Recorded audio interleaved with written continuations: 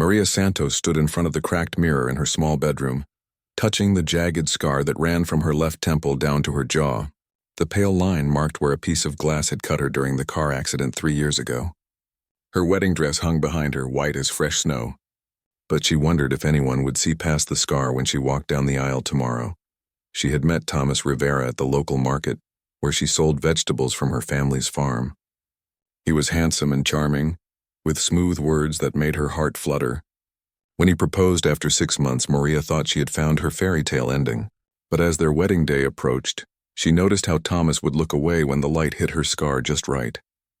She told herself it was her imagination. The Rivera family owned the largest ranch in their small California town, nestled in the mountains where the Yurok reservation bordered their land. They had money, influence, and a reputation to maintain. Maria's family were simple farmers who had worked the same land for generations. The match seemed impossible, but Thomas had insisted their love could overcome anything. On the morning of her wedding, Maria's younger sister Elena braided flowers into her long black hair. Their mother Rosa fussed over the dress, making sure every detail was perfect. The small house buzzed with excitement as relatives arrived from neighboring towns. Everyone was talking about how lucky Maria was to marry into the Rivera family, but something felt wrong. Thomas had been distant during their last few meetings, and his mother had made several cutting comments about Maria's appearance. Just yesterday, she had overheard Mrs. Rivera telling a friend that her son deserved better than damaged goods. The words cut deeper than any physical wound. As Maria prepared to leave for the church, her hands trembled while applying makeup to cover her scar. She had practiced this routine hundreds of times, blending concealer and powder until the mark was barely visible. But in her heart, she knew that hiding who she was would never be enough for some people. The church bells rang across the valley, calling everyone to witness the union. Maria took a deep breath and lifted her chin. Whatever happened today, she would face it with dignity. She had survived the accident that gave her the scar, and she would survive whatever came next. Her father took her arm as they walked toward the waiting car. The whole town seemed to be talking about the wedding. Some whispered about how brave Thomas was to marry a scarred woman, while others gossiped about whether the marriage would last. Maria heard their words but kept walking forward. At the church, she could see Thomas waiting at the altar in his black suit. He looked handsome and confident, surrounded by his wealthy family and friends. For a moment, her heart swelled with hope. Maybe everything would be all right. Maybe their love really could conquer the doubts and whispers. But as she began walking down the aisle, she noticed Thomas's face. He was staring at her scar, which had become visible as the church lights hit her face. His expression wasn't one of love or acceptance. It was something else entirely, something that made her stomach drop and her steps falter. The wedding guests turned to watch her approach, their faces a mixture of curiosity and judgment. Maria realized that this moment would change everything, though she couldn't yet imagine how dramatically her life was about to shift. The scar that had marked her face was nothing compared to the emotional wounds that were about to be inflicted upon her heart. She continued walking toward her future, unaware that within hours, she would be fighting for her life in a place far more dangerous than any church altar. The ceremony began like any other wedding, with soft music and the scent of roses filling the air. But when the priest asked Thomas to recite his vows, something terrible happened. Instead of speaking words of love and commitment, Thomas took a step back and shook his head. "I cannot do this," he announced loudly, his voice echoing through the silent church. I thought I could look past her deformity, but I realized now that I was fooling myself. I deserve a beautiful wife, not someone who will embarrass me in public. The church erupted in shocked gasps and whispers. Maria felt her world crashing down around her as hundreds of eyes stared at her with pity and curiosity. Her scar seemed to burn under their gaze, and she wanted nothing more than to disappear from sight. Thomas's mother stood up from the front pew, her face twisted with cruel satisfaction. "My son has finally come to his senses," she declared. "The Rivera family cannot be associated with someone so marked. It would ruin our reputation in the community." Maria's father jumped to his feet, anger flashing in his eyes. "How dare you humiliate my daughter like this? She is worth 10 of your precious son." But his words were drowned out by the chaos that had erupted throughout the church. Through her tears and shock, Maria gathered her dress and ran toward the exit. She could hear her mother crying behind her and her sister Elena shouting angry words at Thomas. The wedding guests parted like water as she fled, some reaching out to comfort her while others simply stared. Outside the church, Maria kept running. She ran past the cars decorated with white ribbons, past the photographer who was packing up his equipment in confusion, past the reception hall where their wedding cake sat waiting to be cut. She ran until her lungs burned and her wedding shoes gave her blisters. Finally, she stopped at the edge of town where the road met the forest. Her beautiful wedding dress was torn and stained.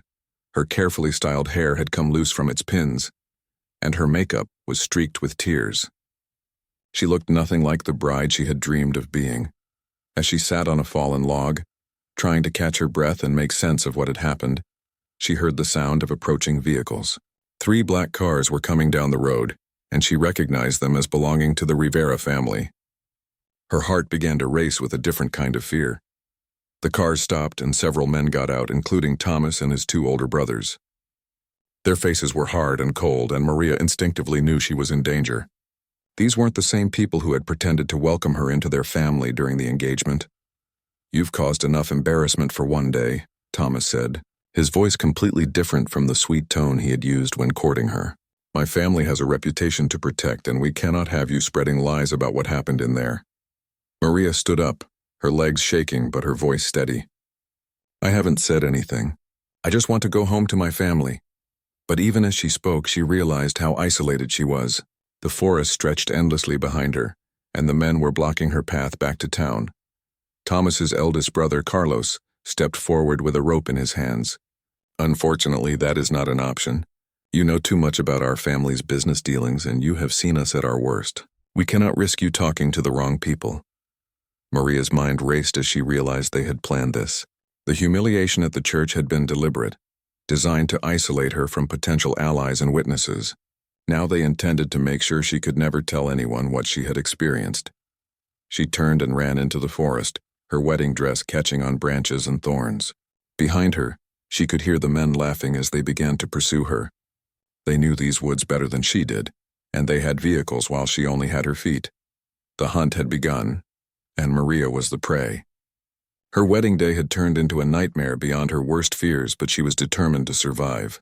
The scar on her face had marked her as different, but it had also marked her as a survivor. She would need every ounce of that strength for what lay ahead.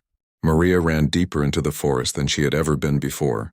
Her wedding dress became her enemy, catching on every branch and root, slowing her down as the Rivera brothers crashed through the undergrowth behind her. She could hear their voices getting closer, along with the sound of their hunting dogs barking in the distance.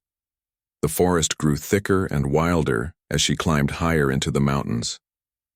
Ancient redwood trees towered above her like silent guardians, their massive trunks offering temporary hiding places.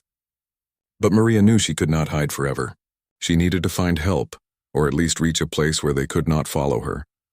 As the sun began to set, painting the sky orange and red, Maria heard the sound of rushing water ahead.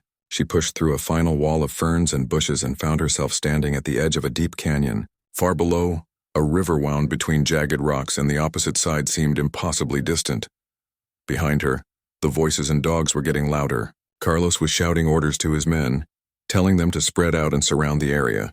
They had brought flashlights and were prepared to hunt all night if necessary. Maria realized with growing horror that they never intended for her to escape alive. Looking around desperately, she saw a narrow path that led down into the canyon.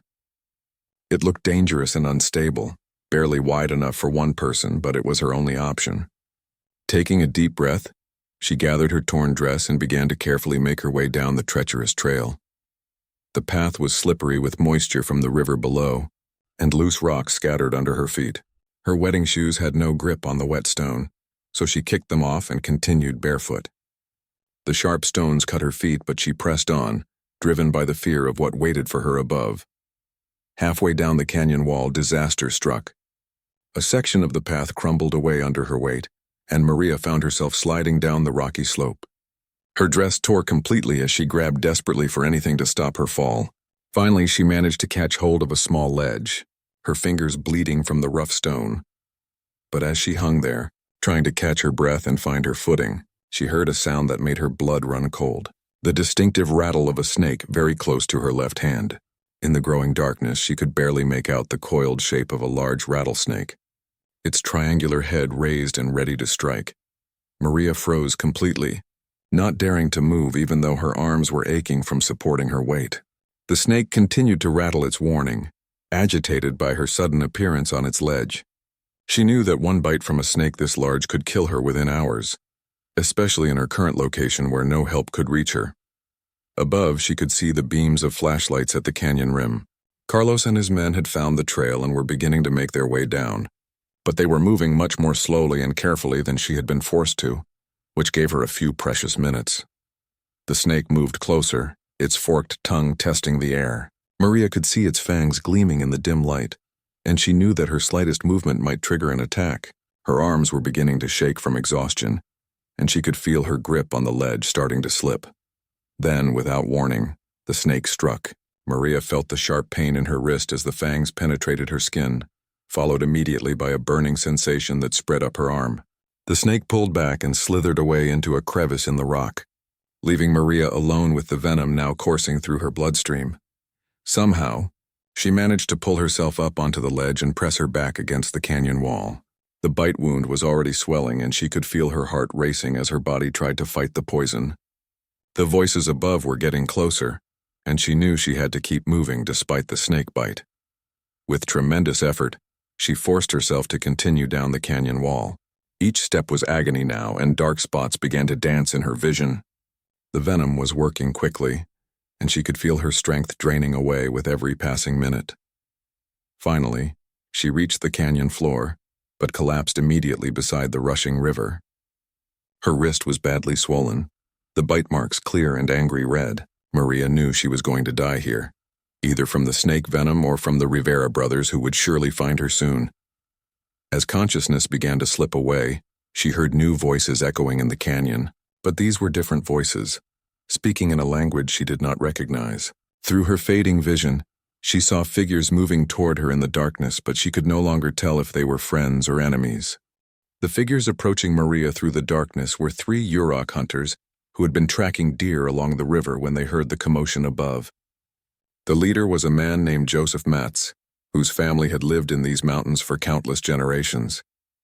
His weathered hands carried the wisdom of traditional healing, and his sharp eyes immediately assessed Maria's desperate situation. Joseph knelt beside the collapsed bride, quickly examining the swollen bite wound on her wrist. He spoke quietly in Yurok to his companions, then turned his attention back to Maria. "Snake bite," he said in accented English, his voice calm despite the urgency. "Very bad. Rattlesnake big enough to kill white woman your size?" Maria tried to speak to explain about the men hunting her, but the venom had made her tongue thick and clumsy. Her heart was beating irregularly and waves of nausea washed over her. She could see Joseph's face swimming in and out of focus as he made his decision. "My grandfather teach me old ways," Joseph said, rolling up his sleeves. "White man medicine too far away. You die before we get you to town." He looked directly into her eyes, his expression serious. "I must use traditional healing. You understand? Is dangerous for both of us, but only chance." Without waiting for her response, Joseph began to work. He used his hunting knife to make small cuts around the bite wound, allowing the poisoned blood to flow more freely. Then, despite the obvious danger to himself, he placed his mouth over the wound and began to suck out the venom. Maria watched in amazement as this stranger risked his own life to save hers. Joseph would suck and spit, clearing his mouth with river water before returning to the wound. His companions kept watch for the men above while gathering healing plants from the canyon walls. The process was painful and frightening, but Maria could feel some of her strength returning as Joseph worked. The burning sensation in her arm began to lessen, and her vision started to clear, but even as he helped her, she could see the toll it was taking on him. His lips were beginning to swell slightly from contact with the venom. "Why are you helping me?" Maria whispered when Joseph paused to rinse his mouth again. Joseph looked at the scar on her face, then back at her eyes. "My people know about being judged for how we look," he said simply. "We know about being hunted by men who think they are better than us. Mountain Spirit sent you to us for protection." Above them, they could hear Carlos and his men calling to each other as they searched the canyon rim with their flashlights. The sound echoed off the rock walls, making it difficult to determine exactly where they were. Joseph's companions moved like shadows, gathering Maria's torn wedding dress and any other signs of her presence. "They want to kill me," Maria managed to say, her voice getting stronger as more venom was drawn from her system. "Yes," Joseph nodded grimly. "We hear them talking. They speak of making sure you never return to town." He continued his work, alternating between drawing venom and applying crushed plants to reduce the swelling. "But they do not know this canyon like we do. There are places to hide until they give up searching." As the night wore on, Joseph's treatment began to work. The swelling in Maria's wrist went down, and the angry red coloration around the bite marks faded to a more normal pink. She was able to sit up without feeling dizzy, and her heart rate returned to normal. The traditional healing methods had saved her life. Joseph's companions reported that the Rivera brothers were having difficulty navigating the canyon in the darkness. They had injured one of their men on the treacherous path, and their dogs were confused by the scent of the river and the many animal trails that crisscrossed the canyon floor. "We take you to safe place," Joseph said, helping Maria to her feet. "Sacred cave where my people come for ceremonies. They will not find you there, and you can rest while poison finishes leaving your body." Maria looked at this man who had saved her life without asking for anything in return. His courage and kindness stood in sharp contrast to the cruelty she had experienced from the Rivera family. "I don't even know how to thank you," she said, tears beginning to form in her eyes. Joseph smiled, the first smile she had seen from him. "You survive. That is thanks enough. My grandmother always say that when you save a life, that person becomes like family. You are under our protection now." As they began to move deeper into the canyon, following paths that were invisible to Maria but clear to her rescuers, she realized that her life had changed completely in just one day. She was no longer the same person who had put on a wedding dress that morning, hoping for a fairy tale ending. Instead, she had discovered something much more valuable than a wealthy husband. She had found people who valued her for who she was, scar and all. The Yurok hunters moved through their ancestral lands with quiet confidence, and Maria felt safer with them than she had ever felt with Thomas Rivera. The sacred cave that Joseph led Maria to was hidden behind a waterfall that cascaded down the canyon wall. The sound of rushing water masked any noise they made, and the entrance was so well concealed that someone could pass within feet of it and never notice. Inside, the cave opened into a large chamber, decorated with ancient paintings and symbols that told the stories of Joseph's ancestors. Maria spent 3 days recovering in the cave while Joseph and his companions kept watch for the Rivera brothers. The traditional healing methods continued to work, and her strength returned steadily. Joseph's wife, Sarah, arrived on the second day with clean clothes and food, treating Maria like a long-lost daughter rather than a stranger. "Joseph told me what those men tried to do to you," Sarah said as she braided Maria's hair in the traditional Yurok style.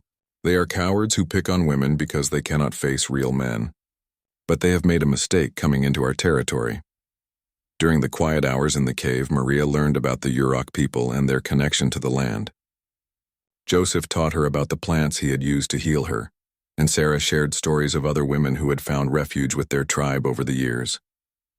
Maria began to understand that she had stumbled into a community that truly cared for each other. On the third night, Joseph returned with news. "The Rivera men have given up searching the canyon," he reported. "They told the sheriff in town that you must have fallen and drowned in the river. They are having a memorial service tomorrow, pretending to mourn your death." Maria felt a chill run through her. "They want everyone to think I'm dead so no one will look for me," she realized. This was their plan all along. Make me disappear and then act like grieving victims. "Yes," Joseph nodded grimly. "But they do not know that we have friends in town.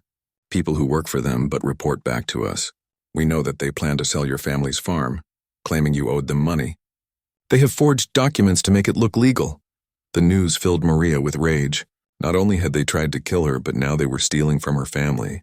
Her parents had worked that land for decades, and it was all they had in the world. She could not let the Rivera family destroy everything her family had built. "I have to go back," Maria said, standing up with determination. "I have to stop them from taking my family's farm and expose what they really are." Sarah and Joseph exchanged worried glances.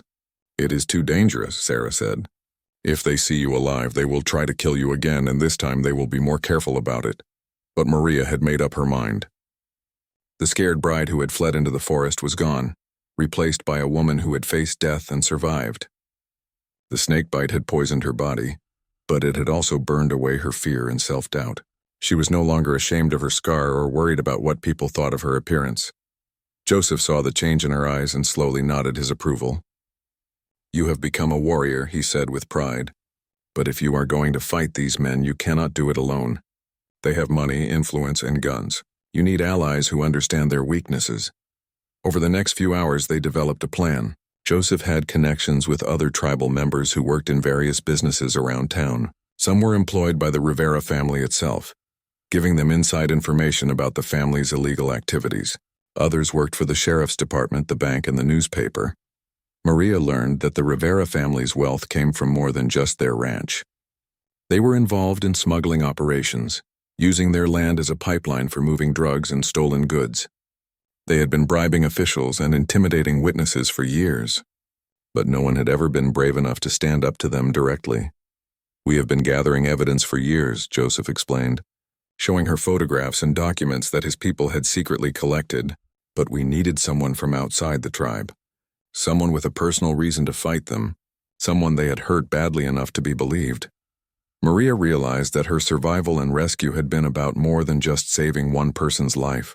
She had become the key to bringing down a criminal organization that had terrorized the entire region. Her scar, which had made her a target for their cruelty, would now become a symbol of their downfall.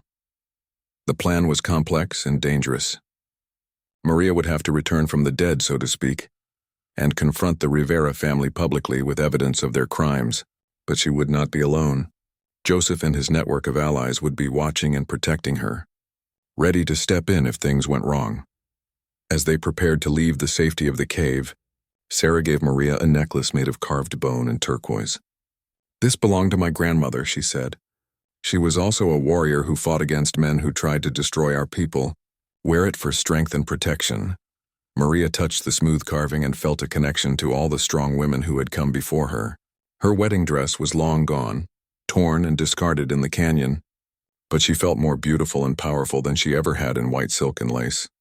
The scared bride was truly dead, but the woman who emerged from the sacred cave was someone completely new, someone who would not run from a fight, and who understood that real beauty came from courage, not from hiding scars. Maria's return from the dead happened during Sunday morning service at the same church where she had been humiliated just 1 week earlier. The Rivera family was in their usual front pew, dressed in black and playing the role of grieving almost relatives. Thomas was accepting condolences from the congregation, telling everyone how heartbroken he was about Maria's tragic accident. The church was packed with people who had come to hear the memorial service, including many who felt guilty about not speaking up when Maria was publicly rejected. The priest was just beginning to talk about forgiveness and tragedy when the church doors opened and Maria walked in. The gasps and screams that filled the church were immediate and loud. Several elderly women fainted thinking they were seeing a ghost, but Maria was very much alive, wearing simple clothes provided by the Yurok community, and walking with a confidence that no one had ever seen from her before. Behind her walked Joseph Matz and a dozen other tribal members, along with Sheriff Martinez, who had been quietly investigating the Rivera family for months. In their hands were boxes of documents, photographs, and recorded conversations that would destroy the Rivera empire forever. "I am not dead," Maria announced clearly, her voice carrying to every corner of the silent church, though the Rivera family certainly tried their best to make it so. She walked down the aisle toward the front pew, her scar clearly visible and her head held high. Thomas stood up, his face white with shock and fear. "Maria, thank God you're alive. We were told you had drowned." He tried to embrace her, but she stepped back, her eyes cold and hard. "You threw me into that canyon to die," Maria said loud enough for everyone to hear.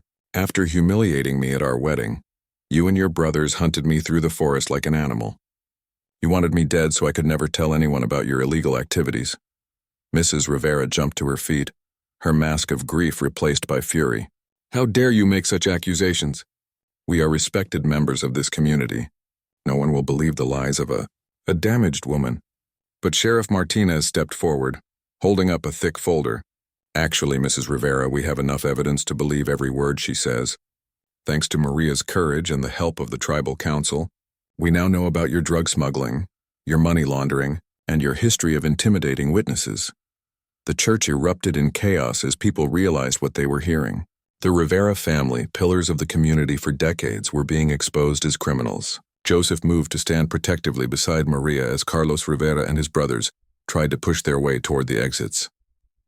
"You will not leave this church as free men," Sheriff Martinez announced, signaling to deputies stationed at all the doors. "You are all under arrest for attempted murder, conspiracy, and numerous federal crimes." As the handcuffs clicked around Thomas's wrists, he looked at Maria with pure hatred. "You should have stayed dead," he snarled. "No one will ever want someone as ugly as you." Maria looked at him calmly, touching the scar on her face that had once made her feel ashamed. "You're right that I died in that canyon," she said clearly. "The scared girl who thought she needed your approval is gone forever. What came back is much stronger." The investigation that followed revealed the full extent of the Rivera family's crimes. They had been using their ranch to smuggle drugs from Mexico, laundering money through fake real estate deals, and eliminating anyone who threatened to expose them. Maria's near-death experience was just the latest in a long line of violence they had used to maintain their power. Joseph's network of tribal informants had been documenting their activities for years, waiting for the right moment to strike. Maria's survival and willingness to testify gave them the credible witness they needed to bring down the entire organization. The trial lasted 6 months, with Maria as the star witness. Her testimony was powerful and compelling, and her visible scar served as a constant reminder of how far the Rivera family was willing to go to silence their enemies.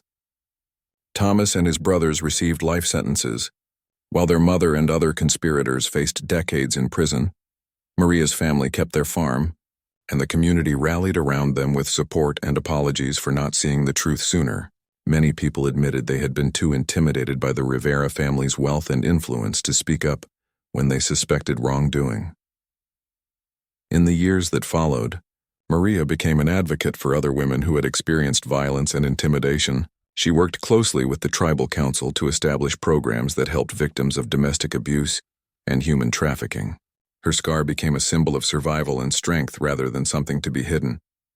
Joseph and Sarah became like family to her, and Maria learned traditional healing techniques that she used to help other survivors. She never married, but she found a purpose and fulfillment that no wedding could have provided. The sacred cave where she had recovered from the snake bite became a special place for her, somewhere she returned whenever she needed to remember her strength. The waterfall still sang its ancient song, and the paintings on the walls reminded her that she was part of a long tradition of women who had fought against injustice. Maria's story spread beyond their small town, inspiring other women to speak up against their abusers and stand up to powerful people who thought they were untouchable. Her scar, once seen as a deformity that made her unworthy of love, became the mark of a warrior who had faced death and emerged victorious. The rattlesnake that had bitten her had injected poison into her body, but Joseph Matz had sucked out more than just venom. He had helped her extract years of fear, shame, and self-doubt, leaving behind someone who would never again bow her head to bullies or hide her true self from the world.